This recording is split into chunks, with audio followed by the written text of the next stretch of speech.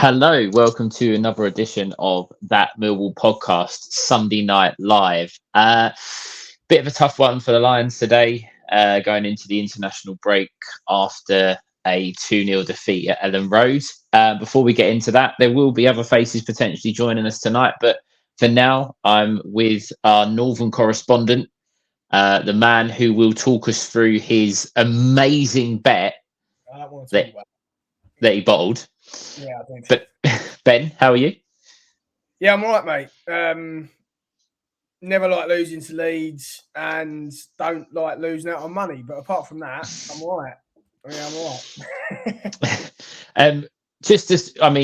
Look, I've started it now, so we'll start with this before we move on to the game. Ben had a bet on this afternoon on 5 Millwall players to be booked. Ben, did all 5 of those players get booked in the end? Yeah. And at what point did you cash out your bet, please? Well, I do want to caveat it. So it was a combination of fouls and cards. And that's true, yeah. And a shot on target, really not allowed to have a shot on target, which obviously happened. At the point, I was sat there with 2 of my mates in the pub, and Sky Sports panned to the bench, and we had 4 players ready to come on. So I looked at my bet and thought, so what, I'm going to cash out. Leeds then proceeded to have 3 throw-ons and 2 corners, and the only thing I was waiting for was a George Honeyman booking. George Honeyman then decided to forearm smash Willie Notto in the corner and got booked. So, yeah. Yeah. So, as you can imagine, guys, Ben is very, very disappointed with his cash out. I'm fucking fuming. Yeah. So, Lions 2-0 defeat at Ellen Road. Unfortunately, it wasn't quite the dream of going there and picking up a result. Wasn't quite the dream of what I'd said on Friday, that Ryan Leonard was going to score, and he was 33-1, and that was the prediction from me.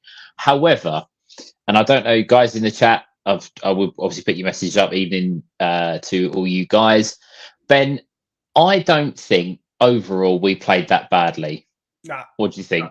No, not at all, mate. I mean, look, we obviously went to Blackburn. Don't want to make too much of a point of that, but we were both very disappointed in how we played against Blackburn. I think I come away from it today and go, do you know what? We played all right. We had spells, long spells in the second half of doing well, and probably were the better of the 2 sides in the second half. We rode our luck in the first half. They had a lot of chances, but mate, I can't complain with how we played today. Leeds are just a good side. But yeah, as I say, I don't want to compare it too much to Blackburn. I was disappointed how we played at Blackburn. We gave it a go today. We played well. Leeds are a really good side, as I said. But I felt like we were all right today. We played well. Yeah, I think that first, I think it was Richard Cawley, didn't he? He tweeted literally about 30 seconds before Nonto scored their first goal, saying that Lions would have been pleased with the first half an hour, and not much was happening. I think we silenced the crowd. We turned it into an ugly game of football. We'll come on to, there was a comment about Jake Cooper. We'll come on to him a little bit later, but they just didn't really seem to have an awful lot going for them, did they? We executed the Neil Harris plan almost perfectly. I think it's an interesting point. I think their goal, whilst it was a very good goal, come off of the back of a really bad mistake that could have led to a goal. And we sort of managed to get away with that. Then they won the ball off of the goal kick from Sarkic and scored, and that was that. But even a good finish, Nonto, we'll know how good he is. We had them rattled a little bit, I think, at least for 20 minutes or so. But Ben, I was going to say, you're on mute. Yeah. First 20 minutes, I actually thought it was quite open. I thought we were too open. I thought when we were going forward, we were letting them get on the break a little bit too much. And obviously, they've got so much pace in their front 4 that I actually thought, as I say, we were probably a little bit too open. But it was a very even first half. They had a lot of didn't we have any clear cut or like open chances. But yeah, it was obviously we didn't create an awful lot in that first half. But it was, I felt like we had them at arm's length. It was like sort of a boxer. Do you know what I mean? We had them in a position that we wanted them to be in. So yeah, it was all right.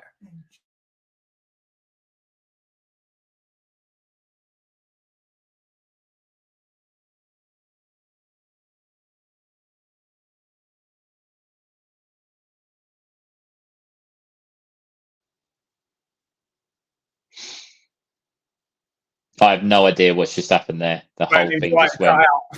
cut out. The whole thing just cut out. Oh, it's a shambles. It's an absolute shambles. No, I don't know what happened there, guys. Apologies for that. Where did I get to? You got to. I'm having a mind blank now. Sorry, I was reading a comment that I wanted to come back to. But first half was fairly even. I was quite happy with. They didn't really have any clear cut chances. They had chances, but they weren't sort of cutting us open. I thought we were a bit too open in the first half. I like when we got forward, we didn't really get into too many sort of attacking positions, but we got forward and then they kept breaking. And their front 3-4 obviously got so much pace that I just felt we weren't in good positions defensively, and we looked like every time they got it, we were going to be in a bit of trouble or a bit of bother. So whilst obviously not much happened, I felt quite comfortable for the first 20 minutes, to be fair. Yeah, I think there was a comment. I'm just trying to come back to it now.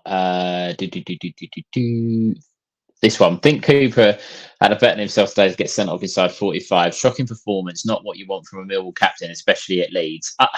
I have to say, I disagree with that's not what you want from a Millwall captain at Leeds. I don't mind necessarily Cooper throwing himself about a little bit, putting himself into tackles. We don't really see that an awful lot from him. Really, I don't think he's the sort that is that, type of player. Into tackle soon. I mean, no, we said that in our group, right? I mean, the booking isn't. I don't think actually Cooper knew what he was doing, but it wasn't a booking. Cooper didn't actually do anything. Like he just laid on Notto. He didn't do anything. Notto was the one who was the aggressor of the two. It wasn't like Cooper was pinning him down or anything like that. No. You say dived into tackles. Yeah, I think the penalty shout, if that's in the Premier League, is almost 100% being given. He's just fucking jumped in with two knees. Yeah,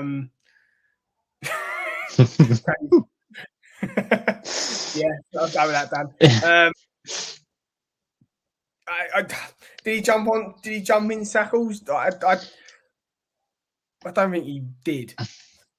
I think the fact of the matter is he was on a booking. And there was a couple of times where I think that it possibly could have been given as a penalty. Again, we don't get many penalties, so maybe we got away with that one. I just the problem is, and people will. This is a talking point. The issue with Nonto and the coming together at the Den, you've got more chance of Nonto potentially being sent off. He's got his arm raised in Cooper's face. At Ellen Road, you're not going to get that. You're absolutely not going to get that. And you knew as soon as the referee went over to the linesman and they're having a little chat, it's a booking each way. That's just how it is. I think the other thing to take away from the first half for me, and I don't necessarily think it got better in the second. I just think we got better as a team. We did give them too much space. I think we gave them a little bit too much respect. We allowed them to play their football. We allowed them to get into spaces. And okay, we have to accept it's Leeds. They're now top of the league, as Sky kept telling us. I'm sure our listeners would have heard probably the 347 times where Sky said, if Leeds score a second goal, they go top of the league, which was. Which, if you didn't know, Leeds have gone top of the league. But overall, I didn't think the first half. I don't think we created much. But again, as I say, it wasn't that bad. Second half, as you said, I think we were the better team. Yeah, I think we had long spells in the second half where we controlled possession. We got the ball. We got it forward at the right times. We had it in the right areas. We had I felt Obafemi should have got a shot away a couple of times. Mm-hmm. I thought we did really well. I thought we contained them. As a second half, if you want to go to a big club in the league, I thought that was almost a perfect example of how you sort of want to play the second half. We had a couple of chances. The second goal is nothing short of fucking horrendous from our defending. And if you want to go away from home and sort of play a big team, I think it's near enough spot on, to be perfectly honest. I thought we did really well.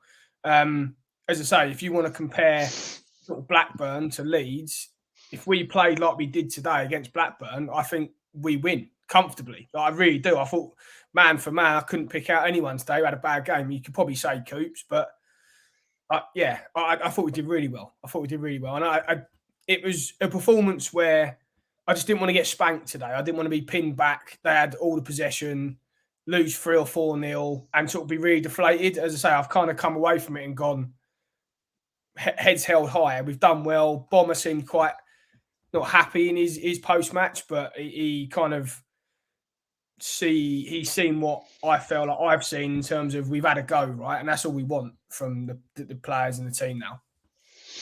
Yeah, and I think it's very easy to come away from a defeat, especially when you go into the international break feeling a bit negative, feeling a bit dejected. But I think most supporters, I mean, I saw loads of tweets prior to the game, even during the game before they'd scored, saying, you know, the value of their squad and they're top of the league and anything would be a bonus and this, that and the other.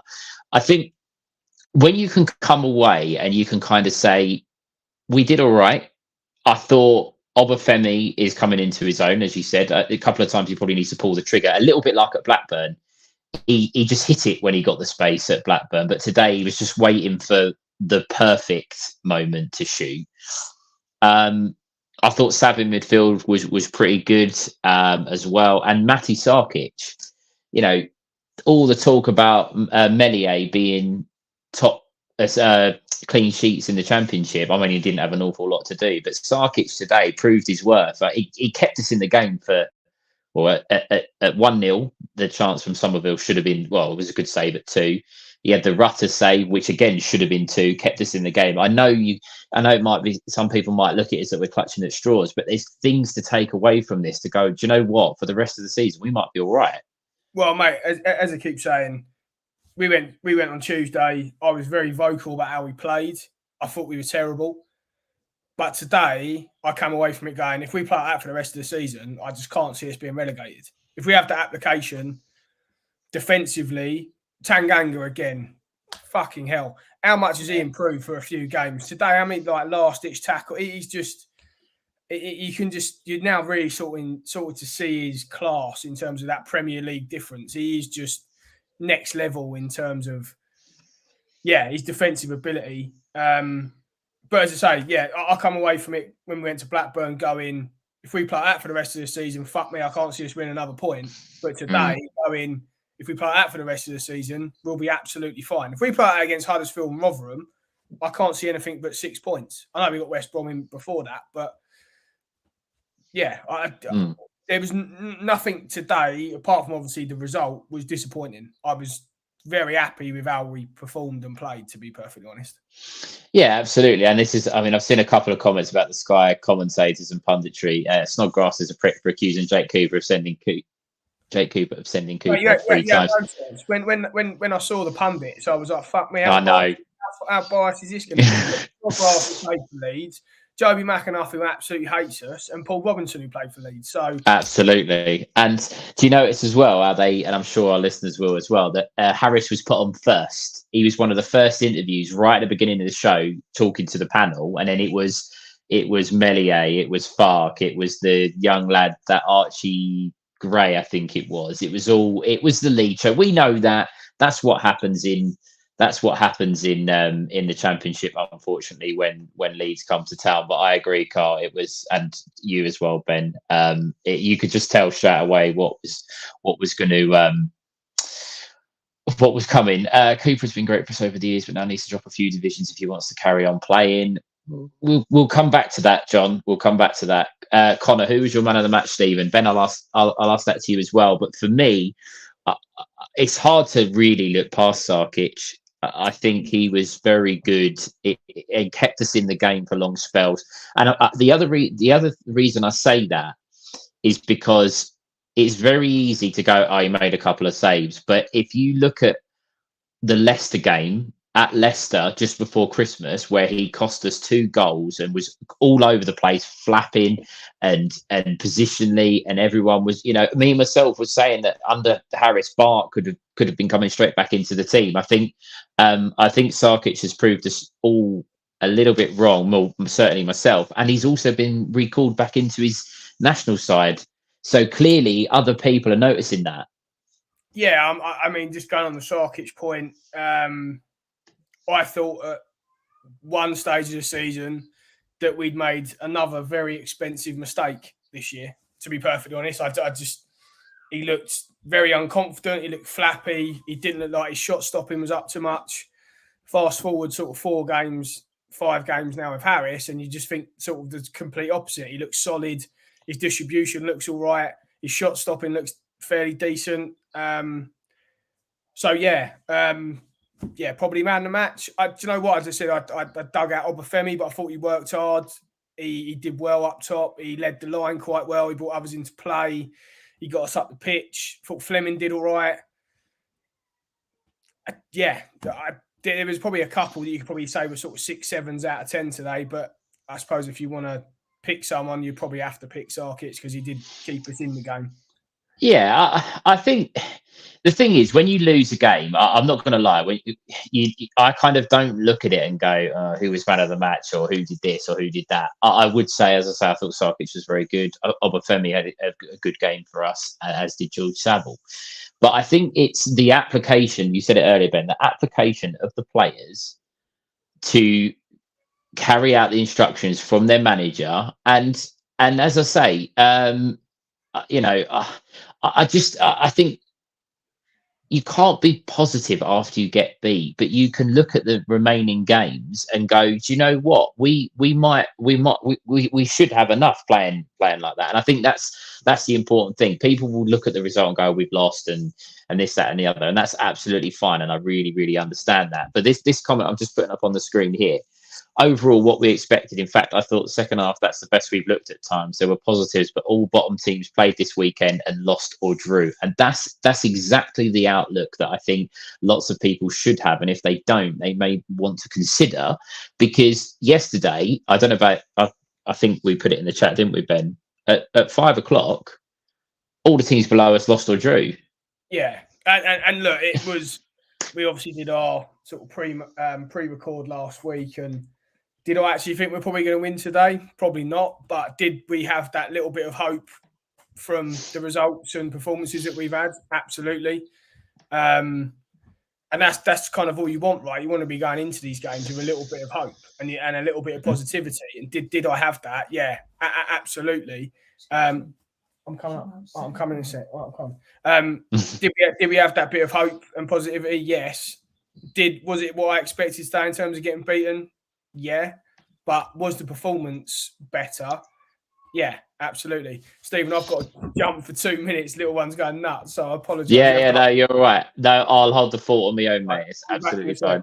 Yeah, no worries. Okay, this is new. I'm on my own, guys, so be kind. I'll try to get through the comments and respond directly to them. Dan should be joining us shortly as well. Stephen, do you think Denor should start over Billy now? I must admit, Simon, I've been pushing for Denor to start. I'm not the Billy Mitchell fan on the panel. Don't get me wrong, I think he's been pretty good over the last few games, but I think it was clear in the second half that Kasper gives us a little bit more on the ball. So, I would say I do think Denor should be playing. All the team have done well for the last 5 games. They played well today. We never really thought we would get anything from the game. One of their players probably cost it what the Millwall squad does. Absolutely, completely agree. Connor, where was Leonard today. Didn't really see much of him. I thought Leonard struggled today. After I'd given him all the hype on Friday's show to say put money on him. He's 33-1. I think he's going to have a good game. I think he's going to score. I think it was the one time today for a long time that Leonard really, really struggled up against Somerville, and that's not to be. That's not digging him out at all. I thought, the Leeds attack was very, very good. No shame in being taken off. And Danny was pretty solid. I don't think, the sub changed too much, but Leonard was off the pace today. Denor has to start. Looked a different side when he came on. Nothing against Billy Mitchell, but how Casper's not starting is fine fucking me. Yeah, I agree. I think Harris would have had food for thought today, because I definitely think when Casper come on, we did look a lot better. Tang was immense today. As soon as the Sky panel, I put it on mute. Leonard lost me money. He was meant to score today. Lol. Yeah, apologies. I was off with the vision. I watched it on Leeds TV, and there was commentary less biased. They were even praising Millwall for their dog spirit. Well, Simon, that's incredible, because Sky Sports was basically the Leeds channel. It was embarrassing at times. Sarkic kept it 2-0 without them saves 4 or 5 all day, 100%. Just waiting for a Leeds wet wipe to come in. Yeah, we are ready. We are prepared, Chris. Hope you're well. Rotherham and Huddersfield won't be easy. Trust me. I don't think anyone thinks the games are going to be easy. I just think that if we apply the application of today and last week, I thought in the second half, if you apply that kind of the application, the process, and create chances, I know we didn't maybe create as many today that we would have liked, but you will in those games if you follow the same process. Denor and Danny made an impact when they came on, 100%. I thought Watmore and Longman did as well in their own way. Admittedly, not as much as we'd like, but they did. Colin Long, we will stay up. I hope so. I think we certainly given ourselves a good chance after the break.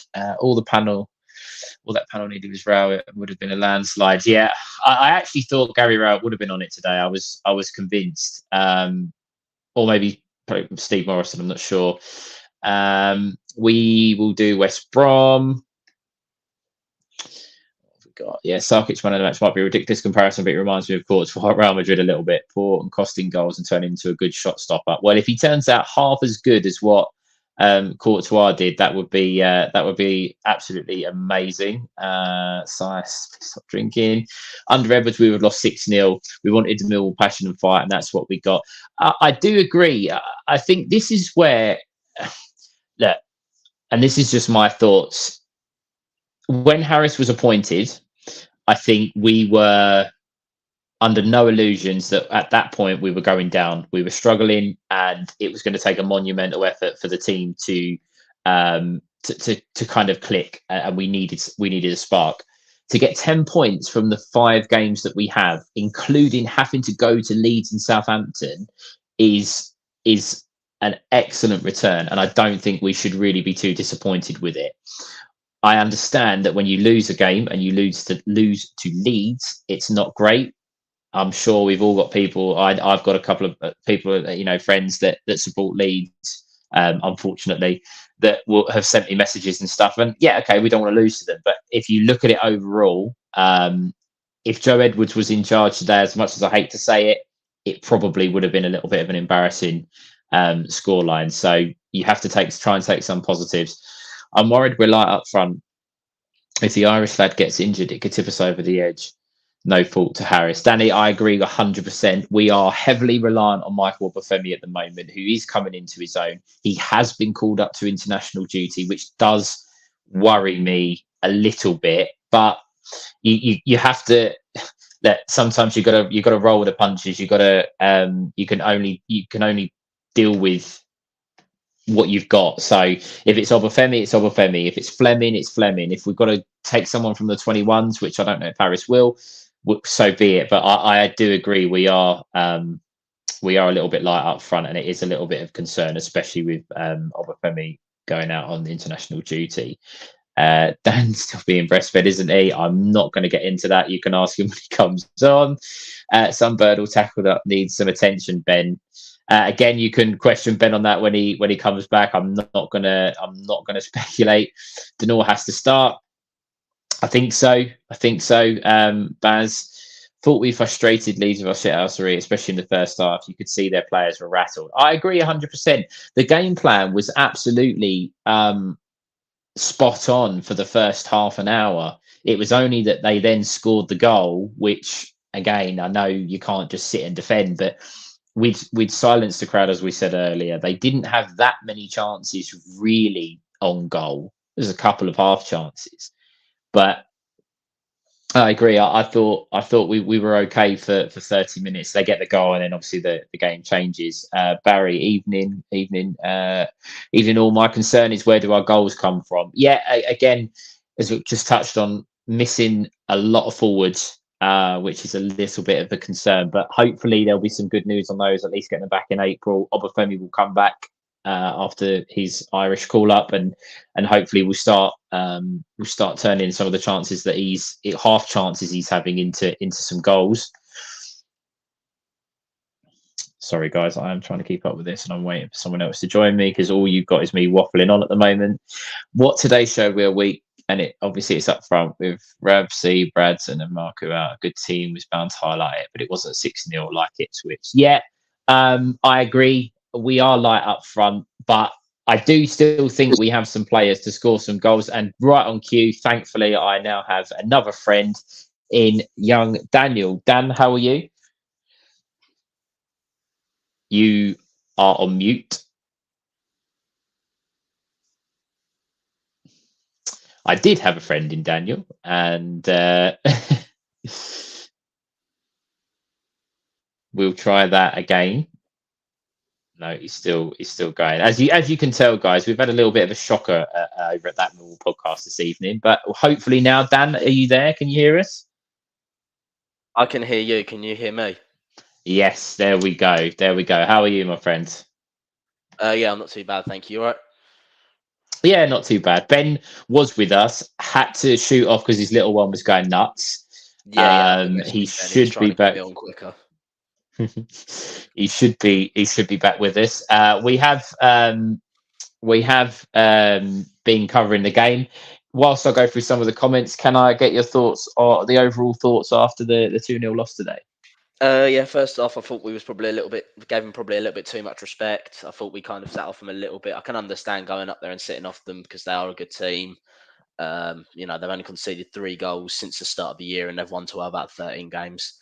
So they are a good team. There's no denying that. I think second half we actually played quite well. Arguably the better team for long periods of it, and I think Leeds actually scored just after our best spell in the game. To be honest, I think maybe if they hadn't got that goal, I think we might have gone on and nicked one towards the end. But I say disappointing because I didn't think we could get much out of the game, but after seeing the way the second half had panned out, I'm a little bit disappointed. But I think we can take a lot from it. It was good to see Casper get some more minutes than he has done recently as well.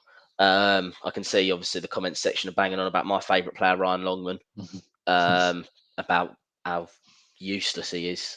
So yeah, that's where we're at. I'm trying not to get too disheartened by that performance.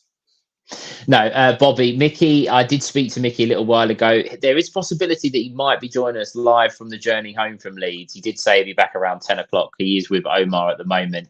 Dan, I'm going to recommend you for a player I see running the show on your own. Mickey could never. If you could send that to him, that would be great.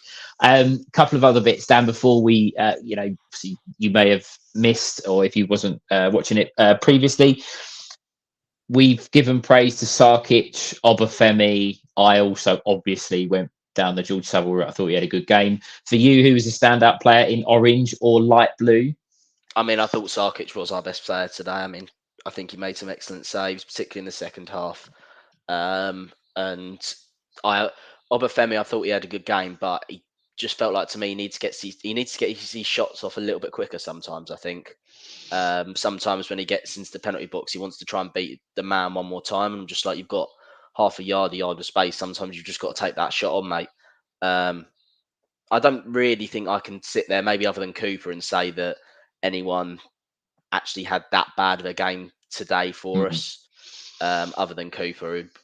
I thought by the way, Nonto should have been sent off for his part in that, right in front of the linesman. The linesman couldn't have had a more perfect view. But at the same point, if Cooper's been booked there, really Cooper probably should have picked up a second yellow for one of the 3 or 4 fouls that he did commit during the rest of the first half.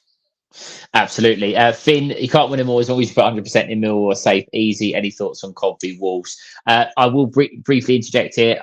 I now Coventry are the only team that in the competition now that are still in the Championship. I hope you do go on to win it, and it was a good win for you guys yesterday, although being drawn against Man United.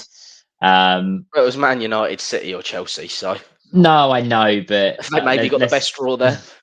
Possibly, but they're doing it. They're doing it for the Championship. So I hope you guys go on and do it. Andy's going to bed. Wow, we've sent him to, or I sent him to sleep.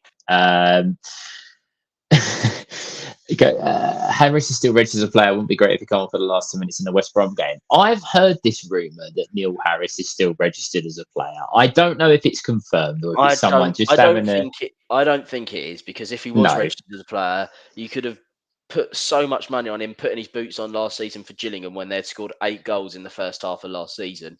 As a striker, he would have been chomping at the bit to put his boots back on then.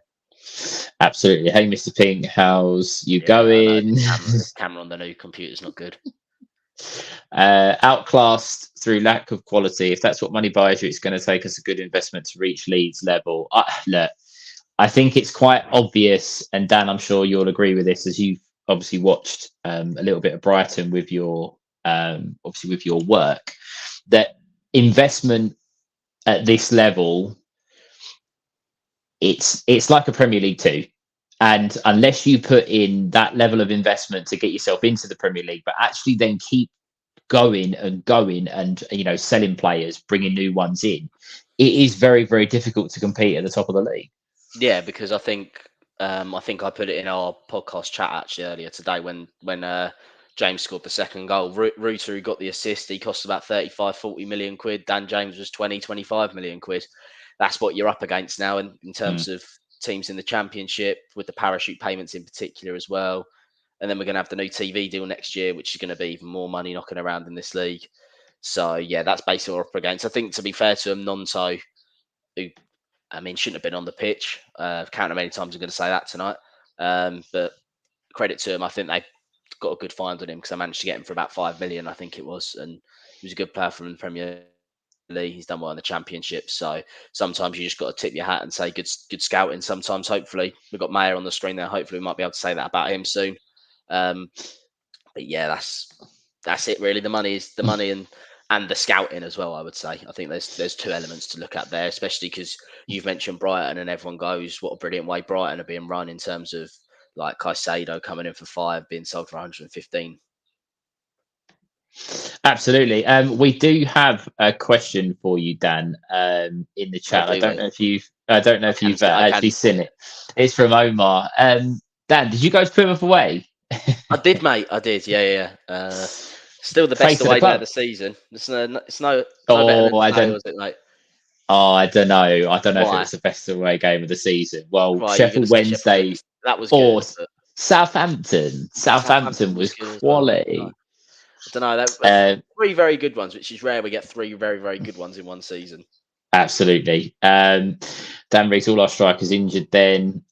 Surely it's time for Hutch and Tanganga. That's an interesting point, and we'll come on to it, because Jake Cooper obviously has been the topic of most of the chat, and before you joined us, Dan, and obviously after. I don't necessarily think Jake Cooper was as bad as what people are making him out to be. I think he was lucky. This is the problem. He was lucky to still be on the pitch. Yes, he was lucky to still be on the pitch, but I don't think he was awful. I just think it was a little bit reckless, having been booked, to then make a couple of the tackles that he went and made. And I think, there was talk at half time, wasn't there? Oh, are they going to take him off? Is he a liability? And all of the panel were like, oh, Harris is going to take him off. Harris is going to take him off. Oh, what, the Leeds United supporters club? Yes. Yeah, absolutely. Is it time for Hutchinson to come back in after the international break? Is that the right move? I think there's an argument for it. I mean, Cooper has been better under Harris, but stats say we are a better team with Hutch in there, and if you're saying Hutch has to come back in, I'd rather have Tanganga in there over Cooper. That's where I'm kind of at with it, to be honest. Absolutely. Rumor saying Spurs willing to sell to us Tanga from 10 million though. And there's another comment from Ben saying that I'm sure that JT is out of contract in the summer. I don't know about that. Spurs have a option to extend it if they want to. Yes, and there's talk, isn't there, that Ange Postologlu or whatever his name is wants Big to. Ange, we'll go Big Ange. He wants to have a look at him.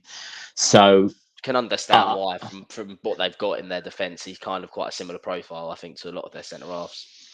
Absolutely, they have just bought a few though. They have just bought a few because they bought the guy from over from Italy, didn't they? Yeah, Dragusin and then Van der Ven. But you look past them two, and they haven't really got much there. So maybe. Omar, from where we were, right in front of us, Nonto was much more the instigator. I quite agree on the TV that the first time you saw it, you just thought, "Oh, what's going on here?" And then the second time, when they sloped, as I say, Nonto had his arm up in Cooper's face. As I said earlier, at the start they were both it was 6 of one, half a dozen of another, but then there was definitely an aggressive movement from Nonto with his elbow towards Cooper, which looked a bit uncalled for from where Cooper was. Yeah, it's one of those at Ellen Road. You're not going to get. He's not going to be sent off. It's just not. Then it might have been a different story, but 100%. Omar half-night Cooper went on the floor. King Charles to award Nonto United for sticking one on Cooper. And this comment I'm just going to bring up now. This is an interesting. Topic. But actually, just before I do that, I'll bring this one up first. Doesn't JT ever say if he wants to come to us? I don't think so, because it's like with us, we have the option to extend the contract on certain players. So we give them 2+1 and it's up to us to instigate that. I would imagine that Spurs or sometimes it's just appearance based or something like that, or goals or whatever. So I would imagine that Tottenham probably have something very, very similar where they have the option to instigate a change rather than us. MFC for life. SA isn't going to get a minute, is he? Embarrassing that Longman plays nearly every game. No, he's dog shit. At least have one winger, SA or Mayer, at home to have a go. Watmore and Longman are terrible. They are terrible. They are terrible. I do actually think that we look better when they come on the pitch, though, because I thought Brooke Norton-Cuffy was very, very ineffective. He didn't have a good game today, which is a shame because it was probably a good chance for him. So again, we went forward a little bit more in the second half, but I agree. Maybe not necessarily that, with Adam Mayer, because he was brought in by the old manager. Harris is probably, I don't know. He's not. He might be his type of player, at the moment Harris is using for where we are. Harris is using the tried and tested. Yes, 100%. But where SA is concerned. And I know the tried and tested, and I understand that. But today was the first time under Harris's tenure back at the club that we were behind and we were chasing the game and we were looking for a goal. And the 4 subs that come on, we made 4 changes, which I don't. Look, that's drastic for me. I think that's a real change of you're changing an awful lot of your team when you do that. But none of them really inspired me that they were going to get us a goal. No, I'm not. I was about to say, with all due respect to Casper Denor, he's a good player, but he's not the player you turn to if you need a goal. And that was the sub I got most excited about coming onto the pitch out of them 4. Yeah, absolutely. It's because he got minutes. In the world of VAR, could Nonto have gone? I think possibly. Yeah, possibly. He would have gone. I think. But then, on the flip side to that, in the world of VAR, Leeds get a penalty and they have the opportunity to go 2-0 up, and Cooper's probably gets the second yellow. Yeah.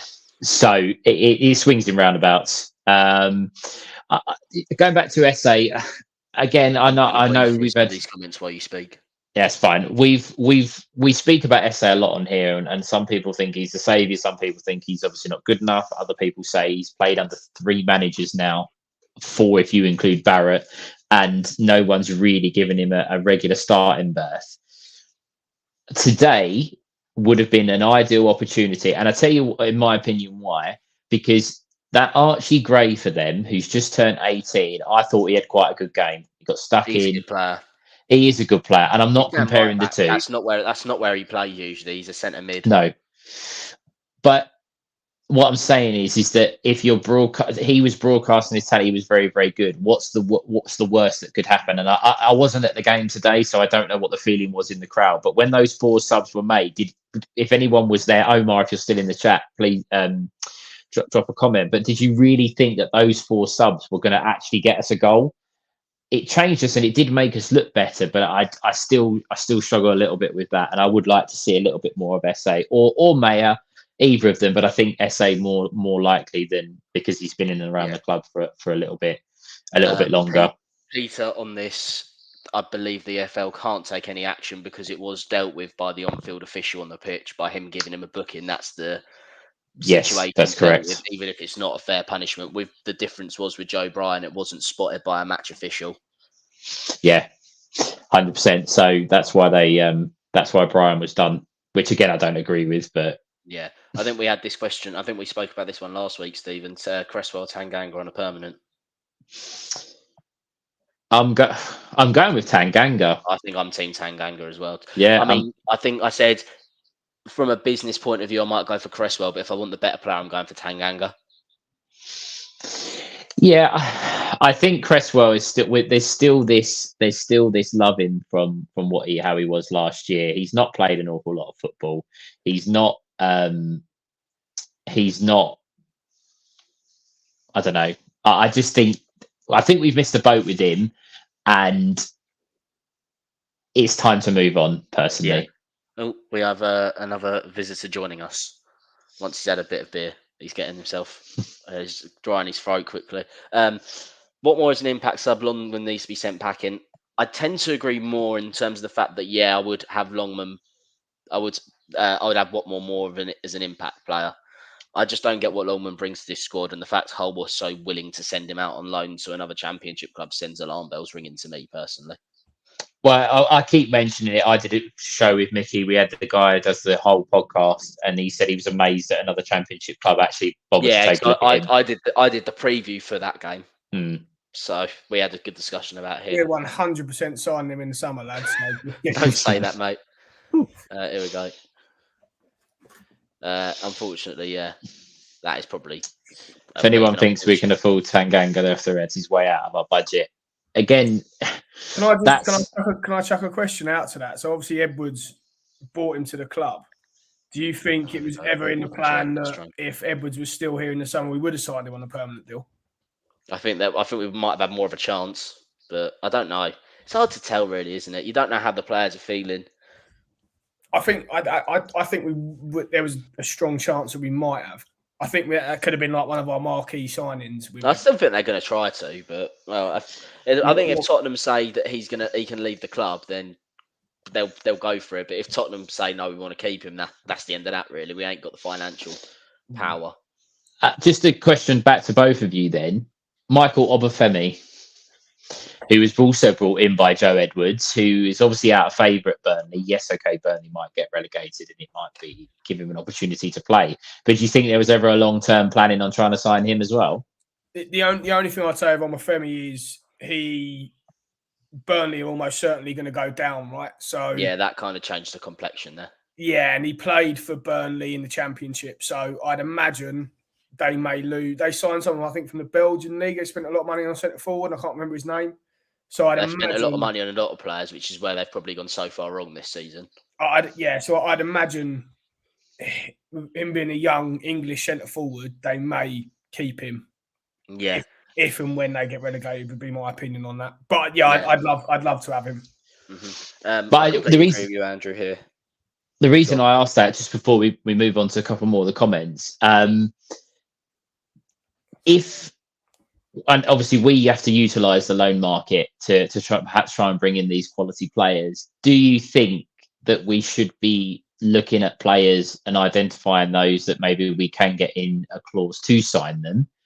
Or is it because it's another case of we've had Ballard, who, let's face it, I think we all would have jumped at the chance to sign him permanently at the time or after the season. Cresswell, now Tanganga.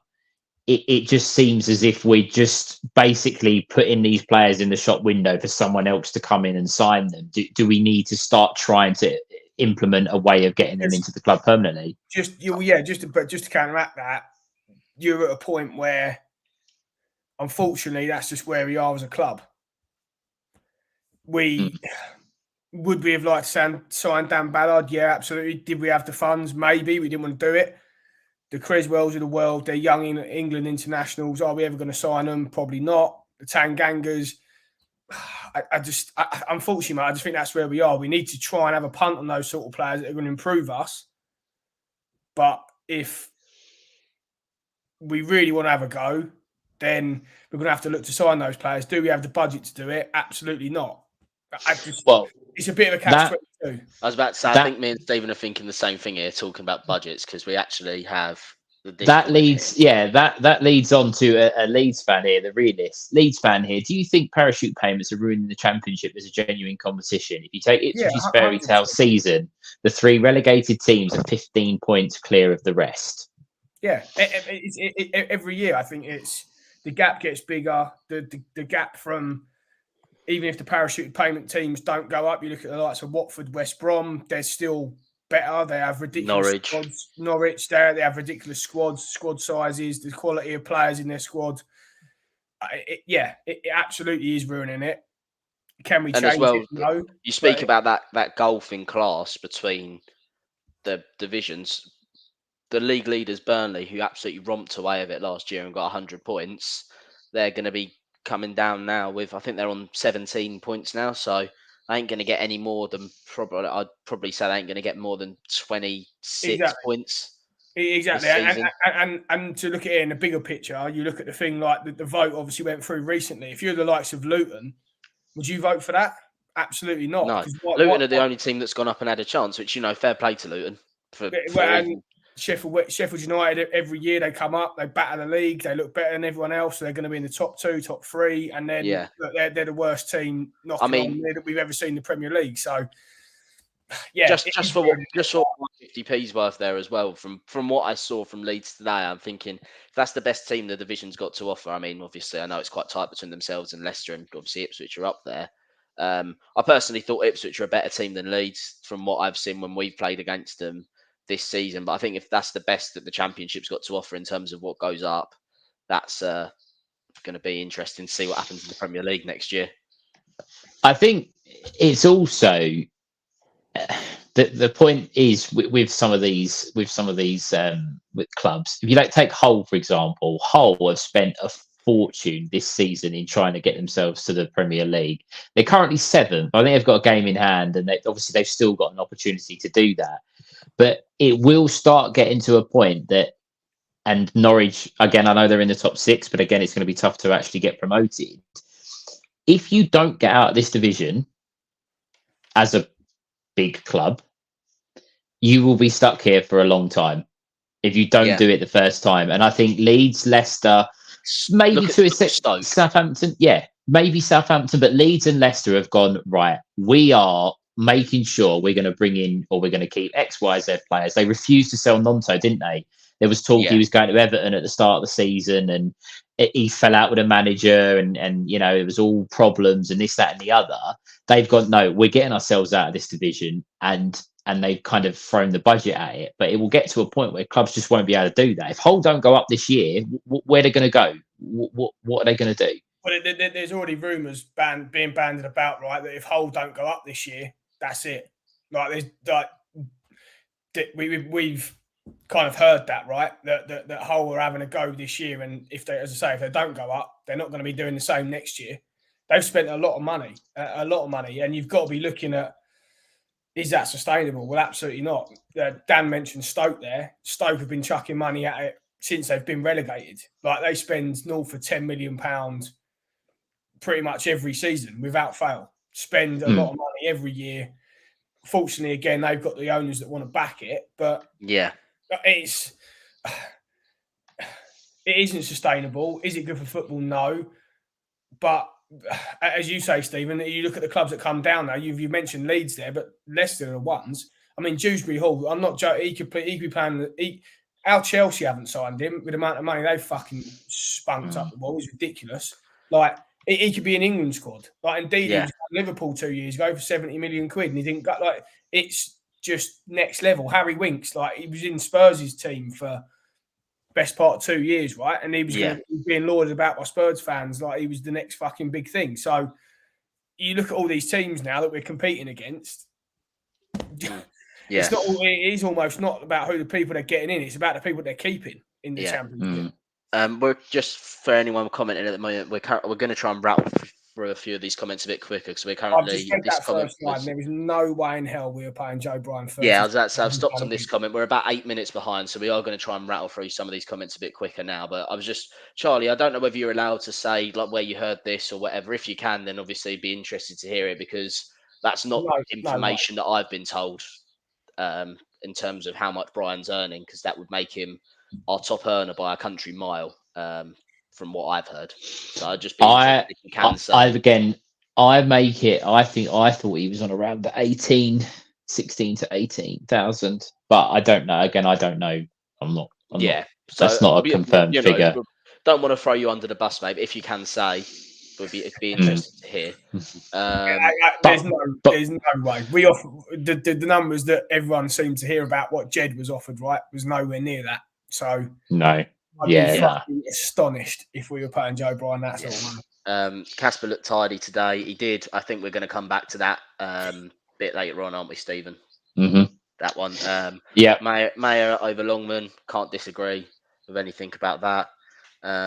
Could Cooper be in trouble with the elbow swing? If this is in the Nonto incident, again, no, because it's not. It's not. It's in the incident. No. It's in the incidents with Rutter, where he gets the wrong side of him, put his elbow out. But that's 50-50 for me. The referee did see it. It's like the referee saw, like the referee could have seen that. I didn't think they could go back if it wasn't a red card or that they can't now make it a red card, right? So they could. Well, but they did it with Bryan, didn't they? They did give Bryan a 3-match ban. So yeah, but that was because of something he said.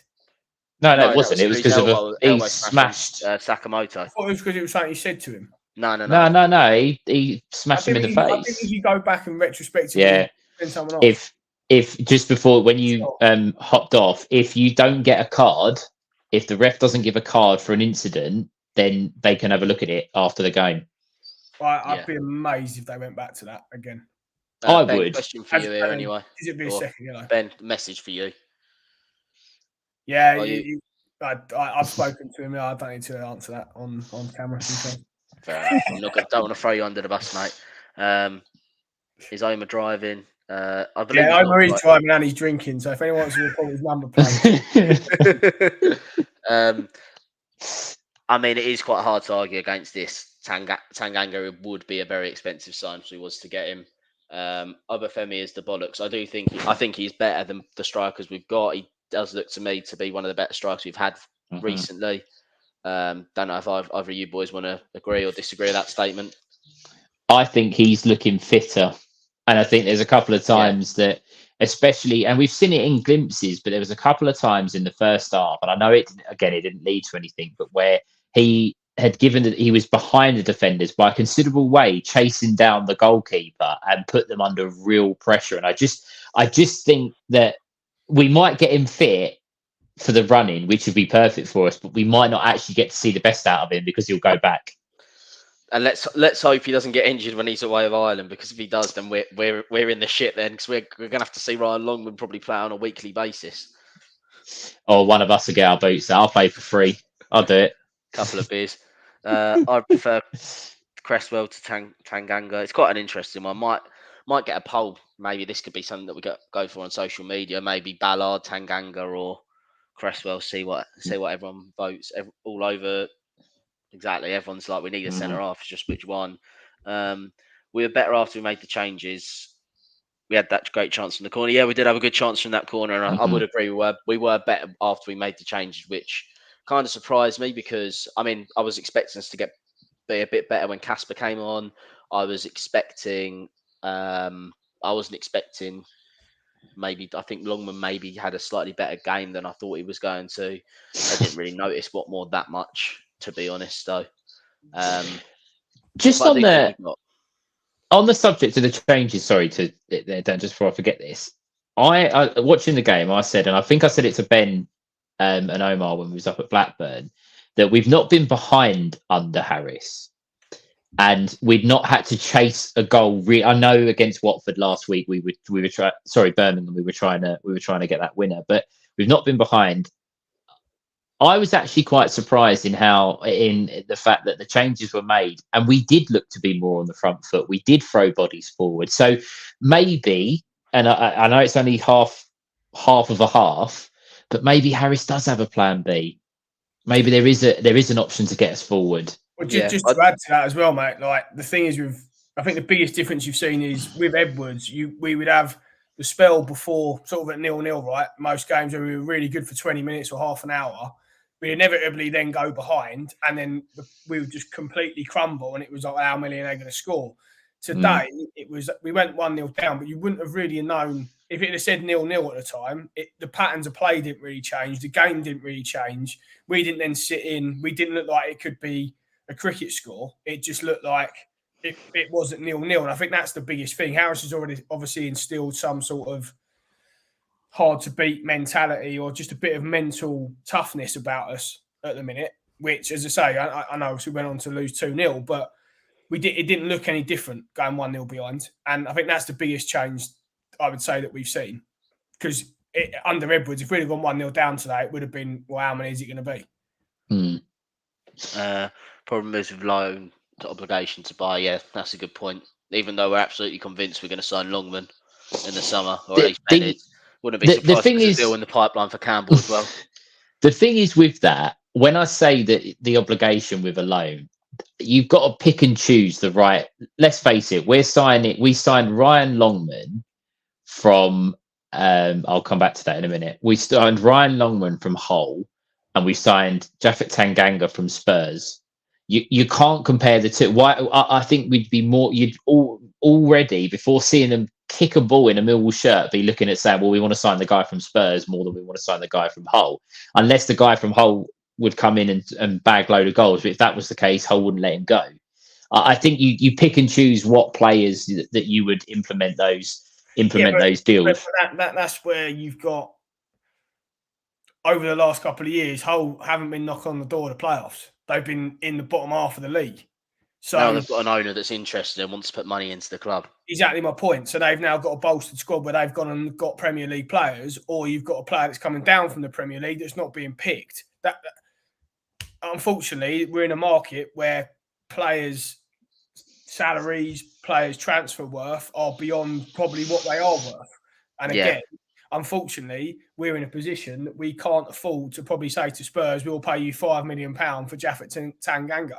I can't remember where he was going in Germany, but they had an obligation to buy Augsburg, it was. So for 12 million quid, that tells you all you need to know about the sort of player that you've got. You've got a £12 million player there, or potential. So, yeah, it's great to say we want to have an obligation to buy, but we also need to be realistic in saying Augsburg wanted to buy him for 12 million quid. We haven't got fucking £12 million to pay. I agree 100% with that. But at the time as well, and again, I know this is a real specific deal that we're talking about, but he went over there on the premise that he was going to play, got an injury, didn't, went back to Spurs, and Spurs are ready to show him the door. So in January... My point of that, Stephen, is he's still a £12 million player because Augsburg were ready to pay £12 million. You've got Ryan Longman, who we're arguably saying is a £1 million player, for example, or you've got Japhet Tanganga, £12 million. That's the argument. No, I get Ryan Longman to one Japhet Tanganga. Is that what you're saying? Yeah, but that's my argument, right? We're talking about Premier League players that we've got on loan, or another team in the Championship we've got on loan, and that's the quality and that's the difference. We're saying we'll sort of give or take Ryan Longman. He can go back. I wouldn't mind him. I think he's a decent squad player, but he's going to cost you still £1 million. Or you got Japhet Tanganga, who's going to be paid £12 million in the German league. So that's my point. You're talking about players that are going to really improve us, but are so far out of our budget. So what do we say? We just don't want them for that half a season? We'd rather not have them? Because if we didn't have Tanganga, I would say we'd be in a much worse position. Yeah. It's not... Hang on, Stephen, just before you go on, I'm just going to say that comment here from Graph31i. Good evening. He doesn't think Cooper's was an elbow swing. I think he just swung his hand back to check where the attacker was and happened to catch him. and he's a Leeds fan, interestingly. So it's there quite you nice go. to see it from the opposition. So When if that fella, I was about to say, when the EFL come giving Cooper his ban, we'll send him your way, mate, and see what happens. Absolutely. Ben, just to, look, I agree with what you're saying and your points. It is harder to £1 million player and a £12 million player. What I'm thinking and the lines that I'm going along are, if you're going for a Premier League player, and let's face it, in January, the conversation at Spurs would probably have been, he's not going to be here at the end of the season. For whatever reason, Spurs are now looking at him or Ange's gone, maybe we need to have a look at him and give him an opportunity. That was the report that come out. But if you're going for a player that's unlikely to be at their club and that their contract situation, why not, rather than maybe an obligation, as I think someone put a comment, an option. So let us have an option to see if we can sort a deal out. Have first refusal. If we don't take it, yeah, I get that. But again, in my Football Manager head, you have to be over a certain age, and he's under that age of where you can offer him a contract in January. So it would have to be we're paying Spurs a fee. Right. You have to be over 24, I believe, for English club to English club. And you can't do it in January. You have to wait if you're over 25, basically. No, you have to wait. You have to wait until May if it's from another English team. If you're over 25, you can offer them a contract for the Bosman ruling in the UK. If you're under 24, Sanganga's 24, right?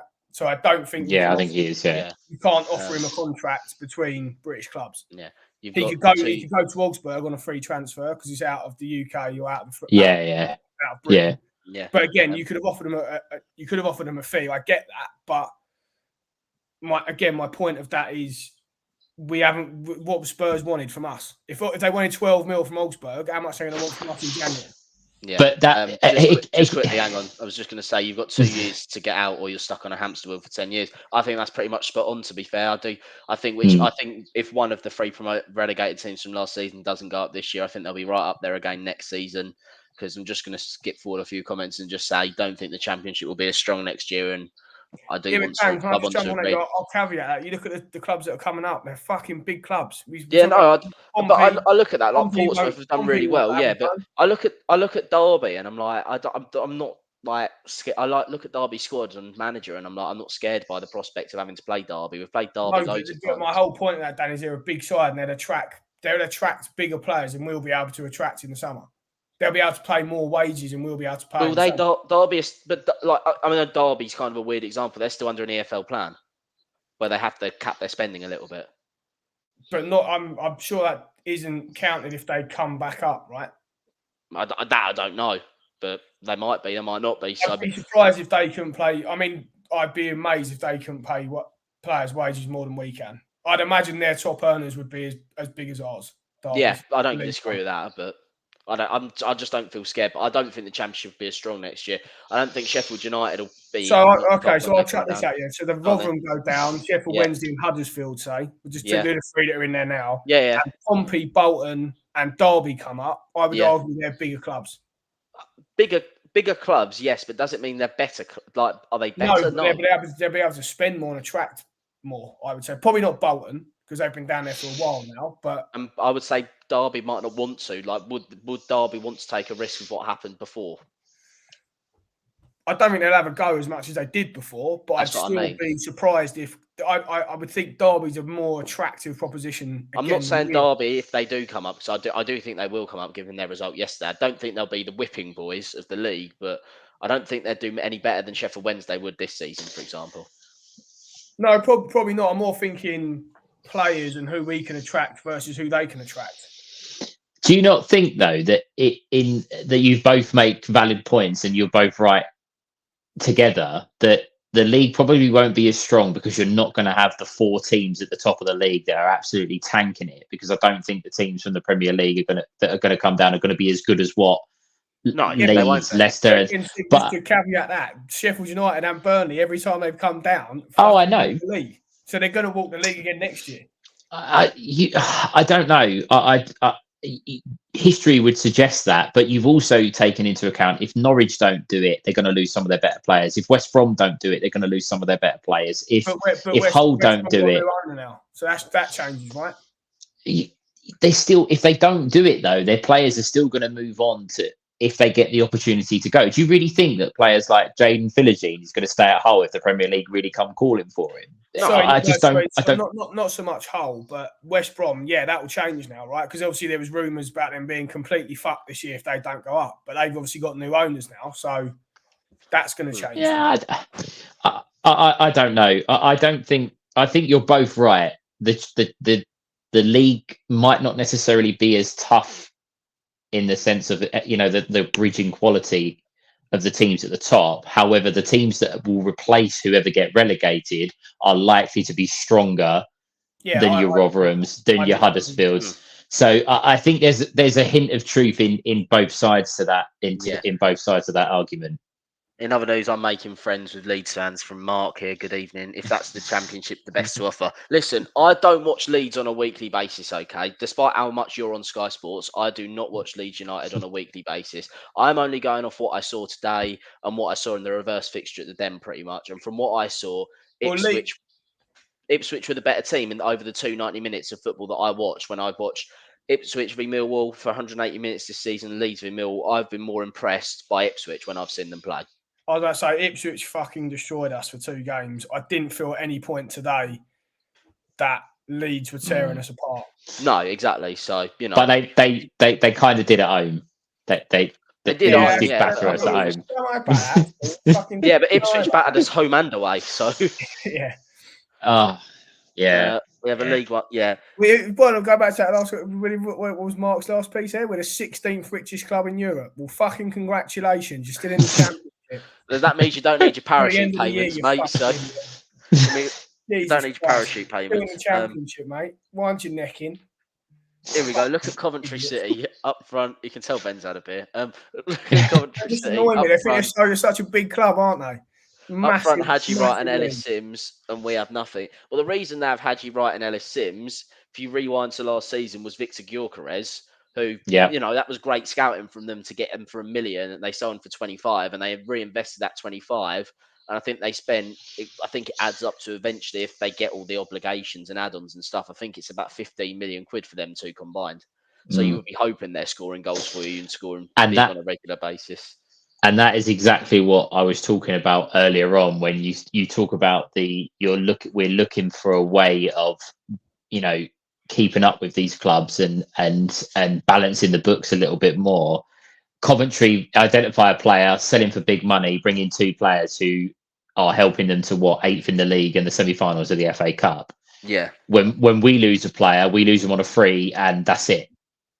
We have to replace them on a free. That's where well-run clubs will start, like Coventry, will start to be competitive every season at this level, at least. That's the way you have to do it, right? And if you just thought you saw, I'm going on to the next comments now. If you thought you just saw a head loss from Ben, then these next 2 comments are going to be even better for him. So the first one's back from Mark. That was a long time ago, though. No, hold on. That, to be fair, a long time ago. Yeah, that was about 20 minutes ago. Leeds fan, we're saying you're 16th richest club in Europe. Well, congratulations, you're still in the Championship. Yeah, you're going to get out of it, but you're still in the Championship, mate. Next point. Okay, here's the next one for you, Ben. You might have another head loss here. Just for the benefit of anyone listening on a podcast who's not looking at Ben, Femi is better than headless chicken Bradshaw. But listen, Obafemi's done all right in 5 games. He did all right today. I've said it's his best performance probably for us today. I thought he worked hard, did well. He looks a threat. Did he score? No. So, what we comparing him on today? He didn't score a goal. Like, Bradders would have worked hard today. So again, yeah. Here we go. Imagine a Morrison type player alongside Obafemi. Well, that would be nice, wouldn't it? But we showed ourselves short. Unsurprisingly, as we always do in January. Just in the non-so goal, why do our defenders back off? Yeah, frustrating, but sometimes you've also got to say it was a good strike and a good goal. I think in some respects. Oh, Mark does have some common sense, does he? Again, these comments were like 20 Yeah. minutes ago. He's So going to come back now. I said No, he we're can about come back. 8 I'm minutes more than happy behind to on have a comments. We're conversation now about 15 about minutes the behind on 16th comments. richest So. club in Europe. Fucking what do you do? Stephen, you've got your shorts on apparently. You have knobbly Yeah, knees. I do. Yeah. It's an option, not an obligation. You can get both. You can get an option or an obligation to buy and loan deals these days.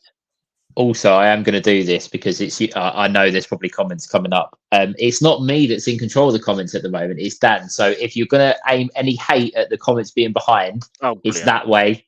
It's that way, not me. I'm no responsibility here. What about a Tom Eaves next? I think Tom Eaves has scored about 10 goals in his last 3 championship seasons. We're mugging off Bradshaw and saying we want Tom Eaves. Do me a fucking favour.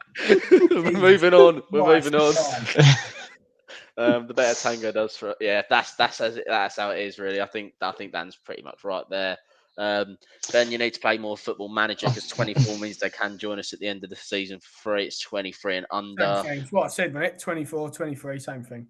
Same thing. And he's 28 until he's 29 kind of vibes from that. Yeah. Whilst Dan does his best to make his way through the comments, I'm going to throw a question at Ben and Dan get involved as well.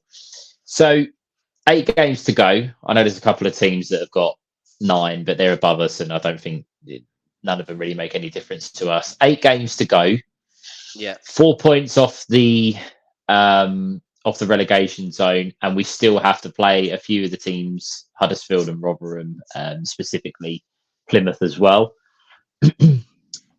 Do we think whatever happens, it's going to go down to the last game at Swansea? No, I think we'll beat Plymouth, and that should do us. I think we should be okay by then. I think you look at goal difference as well. Like recently, when we haven't been losing games, we haven't been getting absolutely obliterated, which is quite key. And earlier in the season, I know we was losing quite heavily, but it was either keep a clean sheet or concede 4 goals. So we've actually managed to stand ourselves in kind of good stead with goal difference. Whereas you look at Sheffield Wednesday, you'd almost say they're actually 2 points off safety because of that goal difference.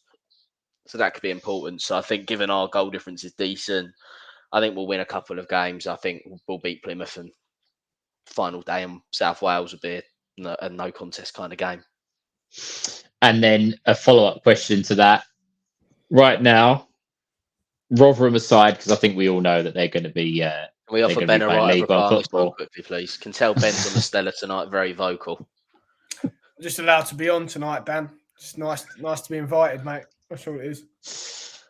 Derby are only internal politics. Derby are only just meeting legal UK requirements. Then if Conor Hurahan's on £12 a week. I mean, do we actually think there'll be many more of our players, or more than that? There's a couple. There is a couple. Well, every one of our players. Hold on. Every one of our players is going to be on more than £12 a week.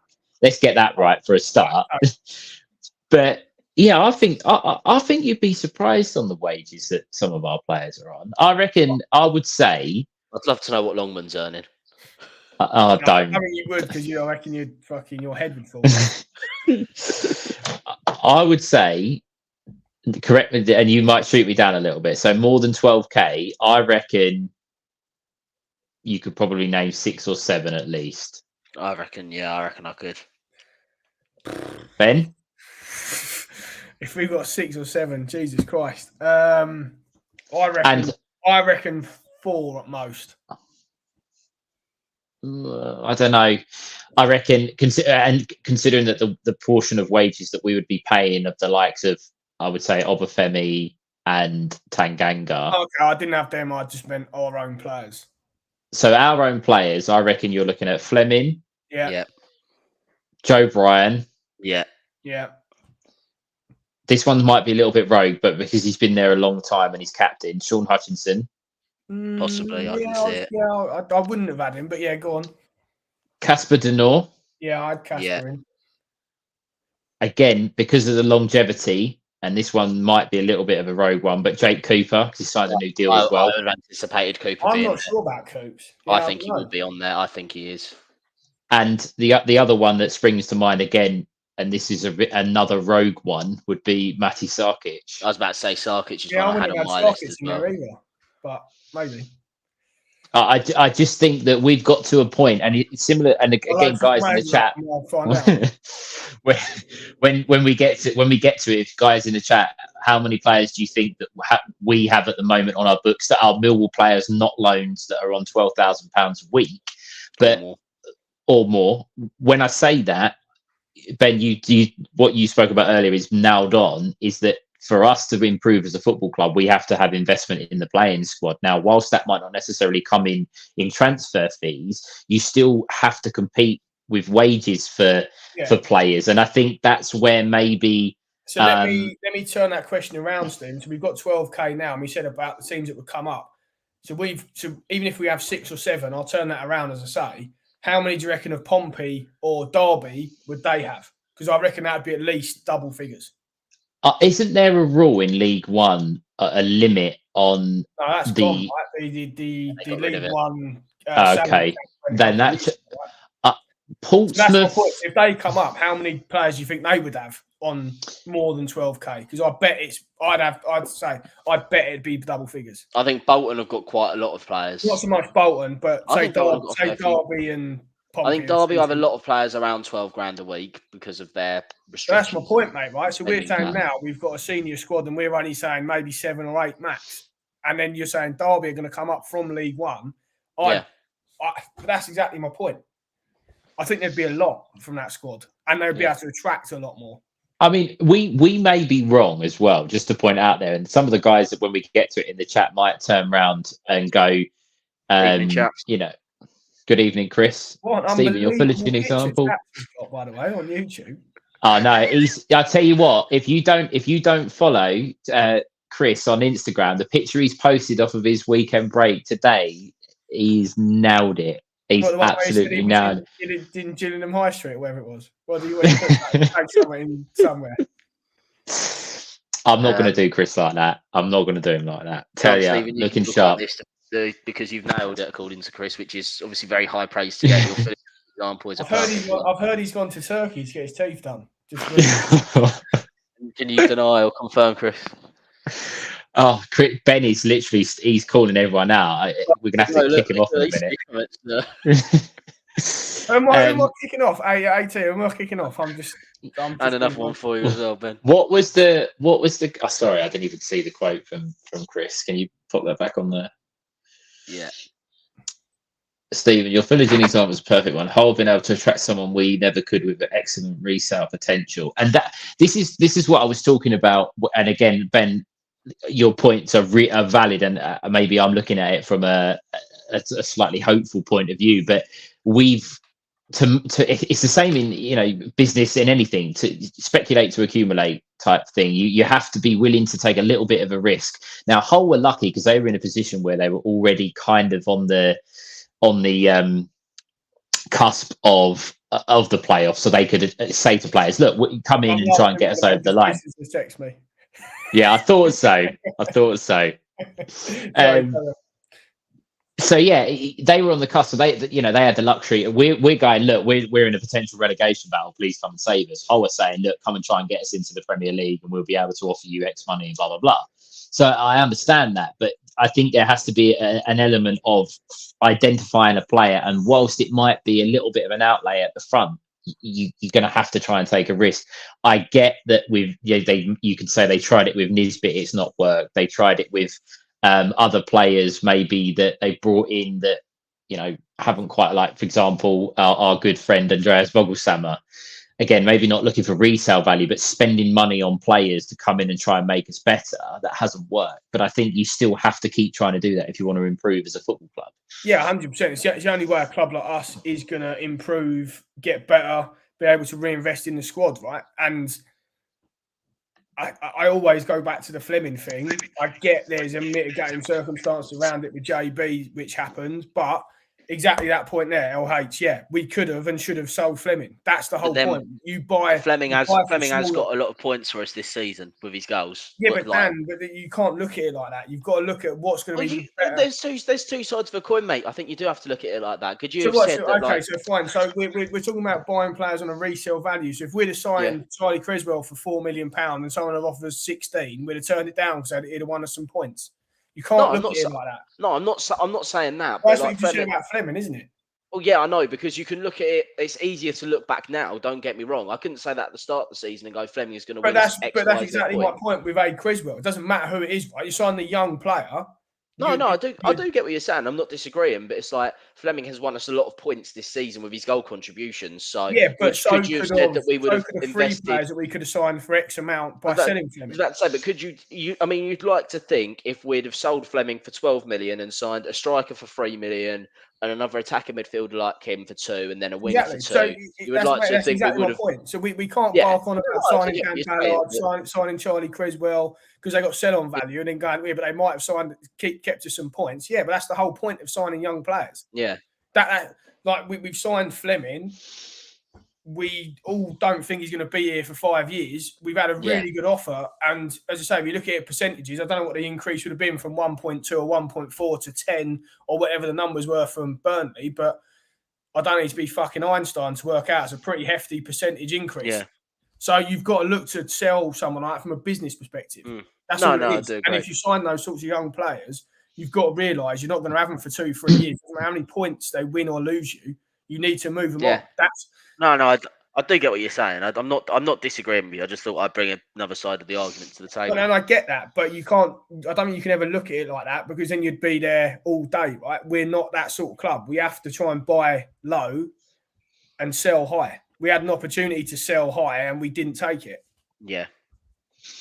That comment there, that's bang on. Man, by the way. Yeah, that is bang on. Especially as well, like every club in the Football League now has an extensive scouting analyst staff who knows every player from the National League to where we are now. We don't. It's quite interesting though as well because someone like the City Group, who obviously their owners own about 20, 25 clubs around the world, they can just go and cherry pick all these young players from all these clubs around the world. Because as you said, they're going to have so many notes on who the best players are, who the upcoming players are. And they can just sign them all to Man City or Girona or whatever, sell them between the clubs to balance out FFP between each other and then loan them out to keep developing them. So, football does have an ownership problem, but that's a completely different show. And I think we're very lucky with our owners. So fortunately, we don't need to go too deep into that at the moment. Sheffield Wednesday goal difference. Exactly. Yeah, that's what I think it is. So Fleming won't be here next season. It's actually probably a very good point because I don't think he will be, unfortunately. Right? So he's going to have 1 year left on his deal in the summer. What do we do as a football club there? We've been in that situation too many times before, haven't we? And the only ending that ever has is we sell him for absolutely nowhere near his market value. Yeah, I wish we could say it would be nice to say we're the 16th richest club in Europe. At the moment, are we the 16th best team in the Championship? I think that's our 16 claim to fame at the moment. Dan, the only thing I would say is I'm the 16th best looking geezer on the podcast. Well, who's above you then? We've ever had 16 people on the podcast. I know, that was the point, mate. Does that mean I might get in above you? Yes, come on. 6 more points. I think 9 might be the magic ticket at this point, just where we are. But I still think 50. Get to 50 points and get to 50 and you'll be all right. Okay, Ipswich may play better football, but have they gone unbeaten in 2024? Look, listen, I'm only going off what I've seen, okay? There's no denying. Look, I've made loads of friends here with that comment, haven't I? Look. I'm assuming that's another Leeds fan, is it? Yeah, I was about to say. Yeah. The thing is, right, this is the best way I can describe it, and I'm going to say it, and if there's any Leeds fans watching this is aimed directly at you. We don't like Leeds United Football Club. We do not like them, right? There is no doubt that your run in 2024 is fantastic. You're unbeaten. but you should be with the squad that you have. You have caught Leicester, and you probably will go on to the Premier League. You won the game today. Well done. But just because someone doesn't agree or say that Leeds are the best team in the division, No. it's not a big deal. The 16th best team in Europe, mate. Get it right. No, it's not a big. It's not that deep. It's not that deep. It really isn't. It's Stephen, just moving on. Why did you start early? Before we have another head loss. I'm struggling to contain one head loss tonight. Okay, go back to Stephen. It's better. I started early because Jay said he could do 8 o'clock and then had to drop out because his work called, and it threw it into chaos. You boys left me on my own. Ben had to sort out his Litland, and you were sorting bits out. So it's all been a shambles, London Lions. So I do apologise. You'd have to go back and watch it all. But before we move on, going back to Leeds, well done. You won the game today, right? And there's been some Leeds fans that have been in the comments really interested to talk about the game and things like that. But just because we come on here and say that Ipswich are better than you, fact of the matter is they were better than you when we saw Ipswich were better against us than what Leeds have been. That's just a fact. It's just opinions. Yeah. No, it's a fact, Dan. It is. They're the 16th biggest club in Europe. Don't upset them. But if you want to come on and have a conversation. It just really frustrates me when you lose a game and people go, "Oh, well." This is the whole point why we hate Leeds, right? This is exactly what they do. They're the 16th biggest club in Europe. But swing their dicks about like But right, I appreciate. Now hold on. No, whoa.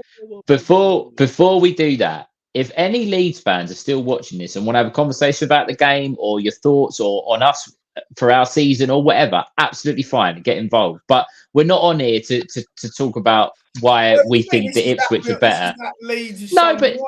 No, if they want to talk about our game and us, that's absolutely fine. But I'm not getting caught up with the fact that Leeds are the anyway, better than Ipswich. Let's talk Alex Mitchell because he's very popular with Lincoln City fans. Lincoln, by the way, I think they scored something ridiculous, like 15 goals in. What's that, mate? Did he play for Leeds? Plays for another team. He plays for Millwall. Oh, sorry, we're going back to, is it a Millwall podcast? Oh, right, sorry, just checking. It's a Lincoln podcast at the minute. So he plays for Lincoln, but their fans absolutely adore him. By the way, Lincoln have scored something stupid like 16 goals in 3 games. Yeah. Lincoln are absolutely flying, and there's a little bet for the end of the season. Don't take any betting advice from me because of what we said earlier, but apparently also disclaimer: when the fun stops, stop. Yeah, they're 7-2 to make the playoffs. I think that's quite decent value. And they're like 7th as well, aren't they? They're only 3 points. They're 8th now, but their goal difference has been sorted right out in the last few games. But they must have a couple of decent scouts, judging by the players they signed in January. For anyone who's listening, if you're having a bet, don't ever cash out the bet. When the fun stops, stop. So, yeah, I think Alex Mitchell is going to be definitely someone we take a look at next year. I think as well, Harris likes to give the academy boys a chance.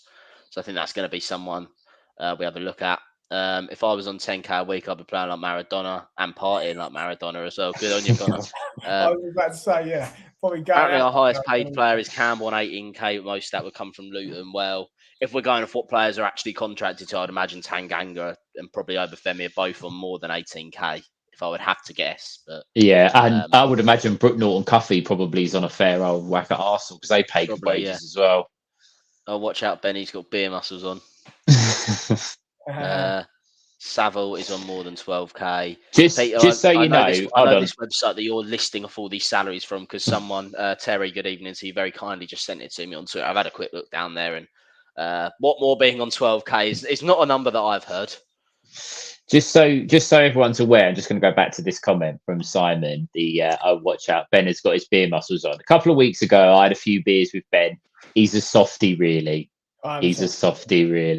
Take no notice of him. There you go, Lions Royal Terry. Thank you for that. I have just looked on there, and yeah, I would say a lot of, as I said on the message to you, some of it is okay, and a lot of the other it is complete rubbish, basically. Nisbet won't be on peanuts. No, he probably won't be. Can we? Wow, Ben, I'll let you respond to that. What's all going on? Sorry, Simon, have I offended you? And he's a Millwall fan as well. You can't even blame that he's Leeds. Oh, he's not even Leeds. Bryan is not on 12. No, he's probably. I think he's on about 16 grand a week. We need to find a Bob Pearson. That'd be nice, wouldn't it? Nisbet 5k a week. I think he's on a bit more than that. Nah, we would have offered him a lot more than that, than what he was being paid in Scotland today. If Omer is driving, Mickey is probably around Bolton at the moment. Well, they can go and see Ben then, can't Yeah, they? that's why not far from me. Come stop him, fellas. If we can get 3 or 4 million for Joe Bryan, I'll give him a piggyback to whoever gives us that money for him, to be honest with you. Connor, where have you heard that, mate? Because Jesus. Omer and Mickey have been banged up in the Yorkshire police station. I don't think that's true, but if we can get any confirmation from them, that would be nice. They should. Mickey said he'd be home about 10 o'clock. So, depends how many lifts he had to do, because he said Omer had managed to sell all the seats in Mickey's car. So, well, there's a call for me to be removed from the comments. Chris, in short, no. I wouldn't have having a night off. I wouldn't have trusted Rowett with the 12 million sale of Fleming. I mean, it would have been Aldridge probably who got the big chunk of that money, and I wouldn't have trusted him with that either. So, you say that though. You say that, and I understand that the incident at Stoke wasn't great, and we all say about Alex Aldridge. But if we had realistically, let's lowball it. Let's say we're 10 million. We got 10 million for Fleming, and we had to give a little bit to Fortuna Sittard, like we seem to think. So you say you got £8 million to spend. Realistically, how many players do you think we would have bought in for that? Well, I mean, you'd like to think it'd be at least 3, right? What, 2.5 mil? You're looking at 2.5 mil a pop. But then that's us breaking our transfer record. What? 3 times? Yeah, twice or 3 times. I was going to say. So, would that happen? I don't know. I don't know. That would have been an interesting one. We signed Mayer and some people. You're never going to please everyone all the time, are you? That's the problem. Ben, over to you, mate. Ben, actually, we've got an important question for you here. Here you go. Ben, if Bradshaw leaves in the summer, whose mum is catching your eye? You know what? It was a question for you. So, me and Omer obviously had a heart-to-heart after quite a few beers at Blackburn. I actually posted. No. Did you witness this? I know. No. I asked you the same question. You answered the same way. So, I'll ask it to Dan and everyone in the comments. What would you do if Brad is in the summer? Would you actually, do you think, one, we could sign someone better than him for, say, a free or a nominal fee? And 2, would you then keep him around to be a squad player and not be your main number 9 for next year? I think as a squad player, yes, but I wouldn't want him as any more than a squad player, to be completely honest with you. Stephen? I mean, you answered the question when we were on the train. You said, yeah, I'd keep him, and no, we can't sign anyone better. So, there's a Leeds did I say that? Did I say that? Well, so who are we signing? Okay, who are we signing for a free transfer or a, say, less than £1 million that's going to do more than Bradders in the Championship? Well, I mean, we'd have to see who's available in the summer before we can answer that question. But let the salt flow. But that's got to be a Leeds fan, isn't it? It's got to be. Just to be clear, the Nipper probably means Jack the Ripper. You know, they're all dodgy in Yorkshire. I would just say no one's bitter about Leeds, mate, but you just like to walk around like you're this massive club. The 16th biggest in Europe, apparently. This guy is this guy's one of the reasonable ones, to be fair to him. Fair play. Yeah. As I say, there's all the same. Yeah. Mitchell was in the running for player of the season at Lincoln. I'm looking forward to him coming back and hopefully being part of the squad. Ipswich can score a lot of goals. Well, yeah, I know they can because they stuck 7 past us, so they definitely can. Don't worry about that. I love that comment. That's great. Yeah, that's football. I know they can concede a lot as well because I've watched them lose 2-1 to Maidstone United a couple of weeks ago as well. So Lincoln have been flying since they sacked their ex Millwall player manager Mark Kennedy, and that's it. Ben, mate, I'm not going to say it, actually. I might just make Ben's head explode. No, go on. No, I'm here for it. I was going to say, Ben, mate, they replaced him with someone who was a youth coach at Leeds. Leeds. Do you know what? I actually did hear that, and the chap that my mate who stayed with me, he's a Cambridge fan, so he hasn't been very happy with me for the last for a while now. But he was saying to me that they had an ex-Leeds coach. Yeah. I'll have to go on Dragon's Den and beg Theo. We got Bryan for free. He's the highest paid player at the club. I don't think he is the highest paid player at the club. Hasn't really performed. I don't think, but Bryan's someone where you're not going to get much of a resale value out of him because of his age. No, and No. also if he is on big money, which we do seem to think he's on big money because we didn't have to pay a fee, why would anybody be willing to take that on? They just wouldn't. Joe's already got Denor's mum. There you go. Out of our last 8 games, which one is the hardest? I am going to say Leicester. Yeah, it is. Leicester's the only game, in my opinion, that we really are up against it. The rest of them are games I think we should be going in thinking we should win. I know we've got to play West Brom and Sunderland away, but Sunderland are poor. West Brom at home.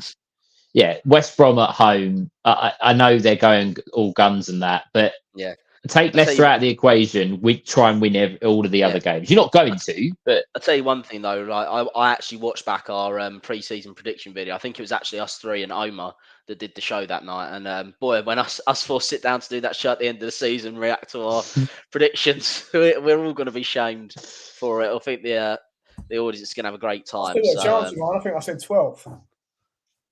Yeah, I said 9th. Omar might be out the running. He said 6th. I think Omar might be out. I think we pressurised them into saying that, though. He did. Anyway.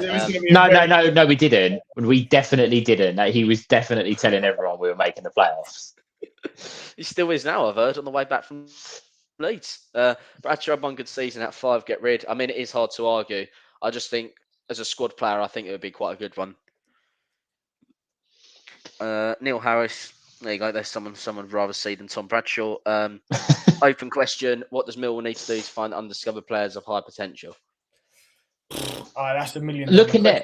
It's not really, though. Look in their local area. How many players do you see that come from South London that end up going all over? I was talking about this on Friday. That is it Fisher, who's gone to Norwich, and other players that from Bromley. Like, look on your own doorstep. There's so many players that are in the local area that you could easily bring in or invite into the club. I don't know how it works or what the process is. You know, it shouldn't be as difficult for us to do that, but we make it harder for ourselves. I do fully understand the sort of Dulwich Hamlet and the Bromley case, right, with the 2 youngsters where they've gone to, is it Norwich and Brentford? I really do get that. I don't see why we would have a link with Bromley, for example, send players on loan when we wouldn't get first option to buy on their players. We don't know that we didn't, right? But I think, again, you need to be realistic in saying if Brentford and Norwich come in for a player and we are as well, who are they going to choose? Oh, absolutely. But what I'm saying is that the comment was about how to find undiscovered players of high potential. At the point they go to Bromley and there's 4 or 5 clubs looking at them, then you're already out of the running because we're not going to be able to compete with the wages. That was the thing, right? So there was, I think, the Bromley fellow, I can't remember his name. That is either the guy that went to, the Dulwich Hamlet guy went to Norwich, right? And the Bromley guy went to Brentford. I thought it was 2 from Bromley. Fisher's gone to Norwich. And is it Kraus, the midfielder, that's gone? He's gone to Brentford. My whole point, mate, we don't know that we weren't in for him, right? But so we could have been going in for him. But as soon as you got clubs like Norwich and Brentford, again, as I say, going in, and again, you go back to your point of identifying local talent. It pains me to fucking say it, but if you've got Crystal Palace knocking on the door and you've got us, unfortunately, there's only one winner, right? Again, I understand that point. Again, it's difficult. No, it's difficult because they are in the Premier League, but they also can't sign every single player, can they? But it's just the top players. They're always going to have a cherry pick. We have mentioned this so many times, and it's going to be a real prominent show for us and for the listeners and for anyone that's interested over the summer on our recruitment, because it's going to be a big deal this summer again. Yeah, it's a very important summer again. That's going to be like a 6-part show, that, because it's going to take 6 hours to discuss. Absolutely. Just block out the weekend. But it's just recruitment off the field. We've never really had the proverbial, the big black book that we can, tap up other clubs and but it just there has to be I don't know what the answer is. I'm not a scout and I don't work for a football club, but there has to be a way that the football club or someone at the club can go out to local clubs, to the local area, to at least to a Bromley, and we've got Alan Dunn there. Surely, and I know that's exactly my point. We've got a direct link with that club, right? Yeah, we haven't been able to find those players. no. Can I just chuck another one at you here, right? We were just said about all the top clubs having extensive scouting and analyst networks. How have we been able to sign Adam Mayer? And I'm not absolutely for any minute discrediting him. We don't know anything about him. We've seen him for 15 minutes against Coventry or whatever it was, and he looked very lively. How have we been able to cherry pick him or sign him as a young player who he had decent numbers, right, for Morecambe? Reasonable, yeah, reasonable. So how have we been able to sign him? And I'm asking that from a sense of how have we been able to, and other clubs haven't seen him, and two, how have we been able to sign him, and why haven't other clubs signed him? So I'll chuck it at both of you in two-part question there. I think, and this might be really, really harsh on him, and it might be really harsh on Edwards and Aldo and whoever was pulling the strings behind the scenes.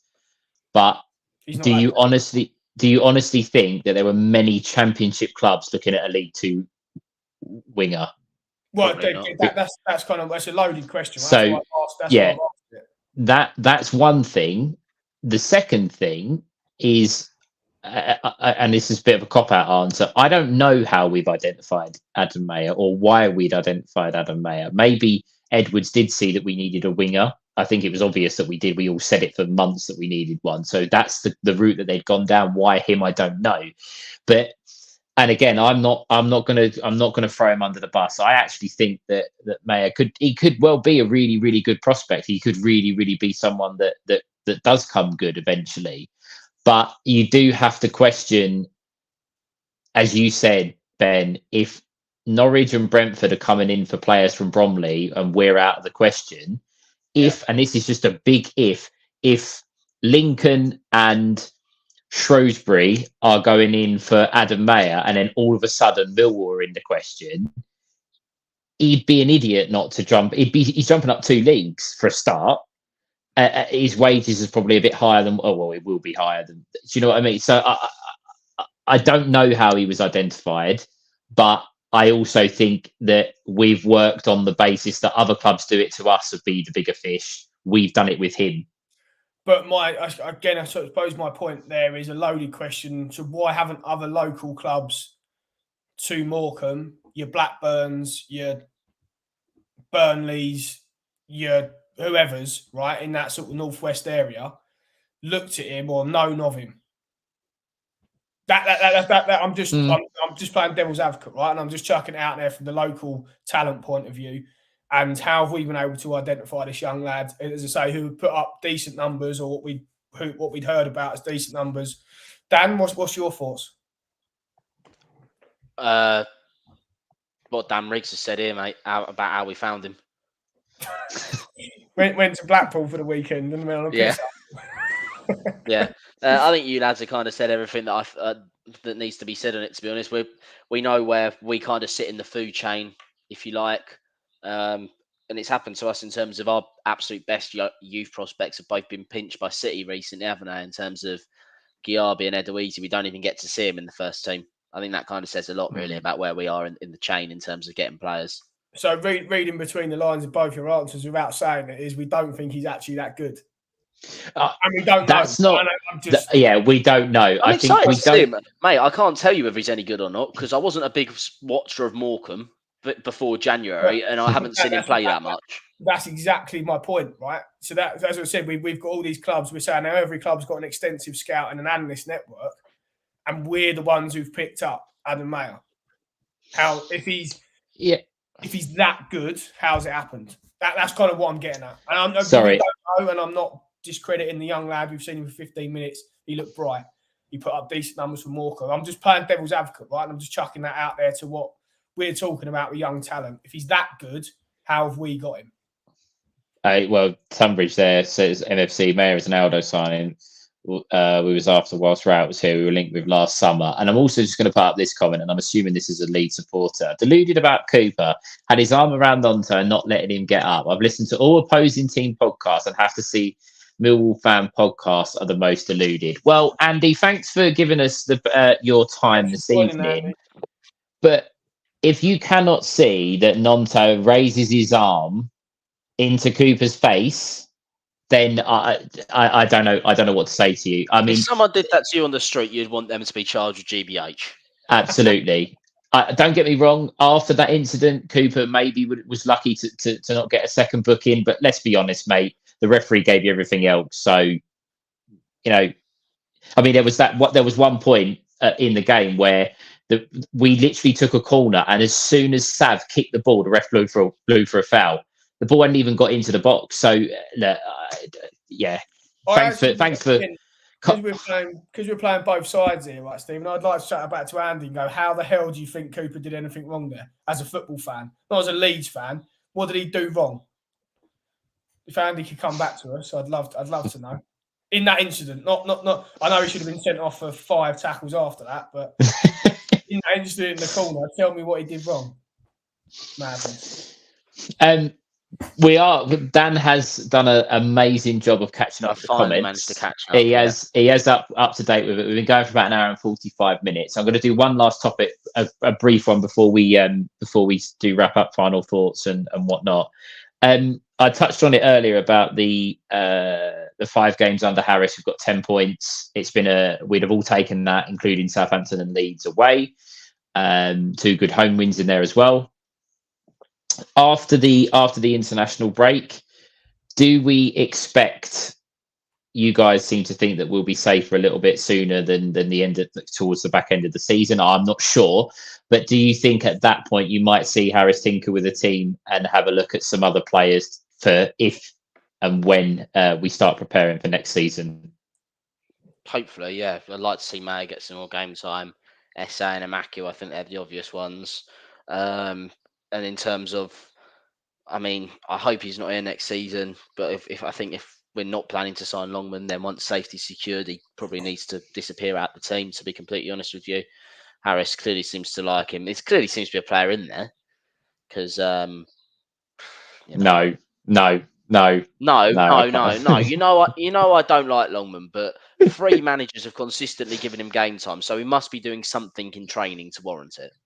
I reckon sign him in the summer. Just get over. I reckon it's in his loan agreement that he's got to play a certain amount of games. It's got to be, has to be. Dan Kemp, MK Don Swindon here. He's a very good player, but he did play for West Ham when he was younger, so I think that might rule him out. Yeah, he's very good though. I have watched him play. I'm asked about where they used to play. Got to be honest. Well, I mean, we've all just, as Mickey says, a dead silent on a podcast is really, really good. So I think on that, at that point, we'll do our outro, start to wrap it up, guys. It's been a little bit of an interesting show. We were supposed to have Jay. We were supposed to start at 8. That didn't happen. Started at 8:30. Ben had to go. I was on my own. Dan come in. Ben come back. Ben's taken on the Leeds fans. Ultimately, Ben, you've not had the best of days with your betting and the fact that Millwall lost. Can you leave us with some words of positivity going into the international break, please? Yeah, absolutely. Wasn't disappointed with today at all. Obviously disappointed with the result, but the performance itself, much better than the Blackburn game. If we play like that for the rest of the season, I think we'll be fine. West Brom will be a tough game, but it's a home game. If we can go unbeaten in the 3 games after the international break and over Easter, West Brom, Huddersfield and Rotherham, then I think we'll be fine. But I think we need at least 1 win. If I'd take 5 points from those games. And Dan, same thing to you. Can we have power of positivity? Let's drop the negative Dan. I've been doing quite well, not being too negative recently. No, you've been all right. You've been all right. So we leave the international break. So for the international break, 10 points under Harris.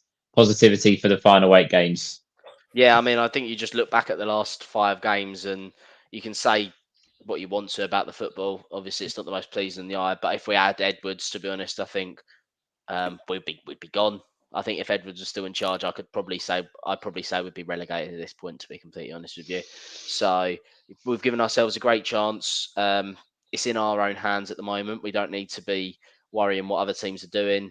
But I do think it's important that we do get probably 4 points from the next 3 games, whether that's even if it is a win against West Brom and a draw against Huddersfield. You don't really want to slip up, open the door up for these other teams, because as some of these other teams have shown in the past few weeks, they can put form together. So you don't really want to give them the chance to get back into it. So I hope everyone doesn't get too bored watching Gareth Southgate's football in the next few weeks. And we will try and get some stuff out for you over the international break. I think Stephen's done.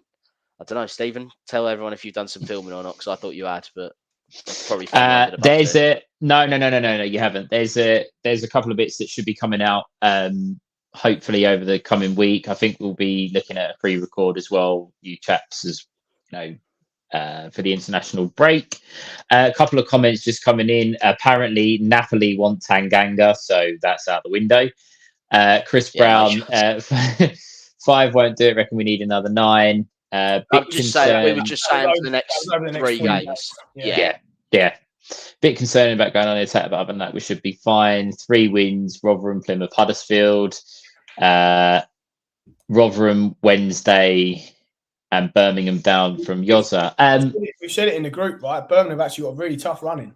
Blackburn, and actually. It's Blackburn. Sorry, Blackburn have got to play all. They've got to play all 4 of Leeds, Ipswich, Southampton, and Leicester in their run-in. So that's not that Blackburn are in big trouble. They're really in big trouble. And I will leave with this comment on the screen from Andrew. Another great show, lads. Cheers. Thank you guys for tuning in to listen to us waffle. We did have some of our friends from Leeds United join us, so we had to humour them and let them. With Mark, whatever his name was. Well, he didn't come back, so you win that round, Ben. Have a lovely evening, being the 16th richest club in Europe. Thank you guys for tuning in to us this evening. It's been much appreciated. If you can like and subscribe, I'm doing my Mickey piece now. That would be really, really appreciated. We will getting some bits and pieces out for you guys over the international break. Follow us on all the socials, all of that jazz. All that's really left to say is 10 points from 15 under Neil Harris. We'd have all taken that before the Southampton game. We've given ourselves probably I would say a much better opportunity than what we would have under Joe Edwards to keep us in the division. 8 cup finals. Would you really want anyone else other than Neil Harris in charge?